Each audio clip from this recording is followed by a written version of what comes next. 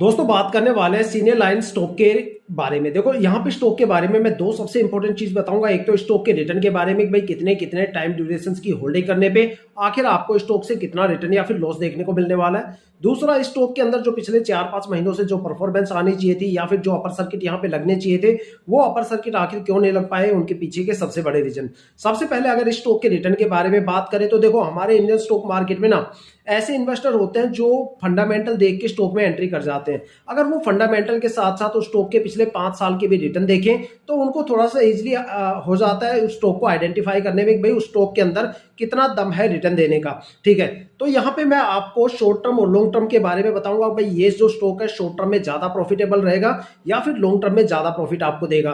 साथ में यहाँ पे शॉर्ट टर्म और लॉन्ग टर्म के हर एक टाइम ड्यूरेशन पे आपको कितना कितना रिटर्न देखने को मिल सकता है वो भी मैं आपको यहाँ पे बताऊंगा। अगर बात करें शॉर्ट टर्म की तो अगर आप यहाँ पे 1 वीक की होल्डिंग करते हो तो यहाँ पे आपको 0.7% का माइनस रिटर्न देखने को मिलेगा। अगर आप इस स्टॉक में 1 मंथ की होल्डिंग करते हो तो यहाँ पे 31% का रिटर्न देखने को मिलेगा।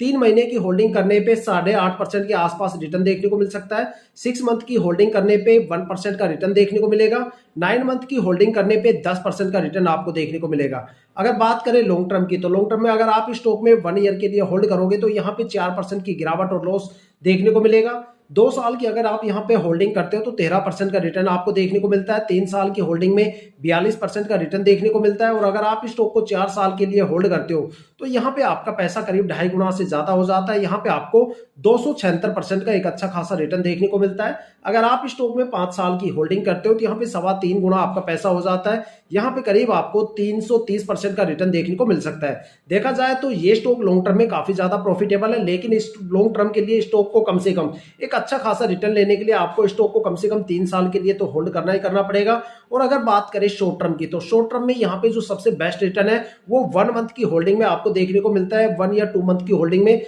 जहां पे आपको करीब 25 से 30% का रिटर्न देखने को मिल सकता है। अब बात करने वाले स्टॉक के अंदर जो परफॉर्मेंस पिछले 4-5 महीनों से नहीं आ रही, जो यहाँ पे परफॉर्मेंस आनी चाहिए थी या फिर जो अपर सर्किट यहाँ पे अगस्त और सितंबर में लगने चाहिए थे या तो वो अपर सर्किट आखिर क्यों नहीं लग पाए, वो आखिर क्यों डिस्टर्ब हो गए।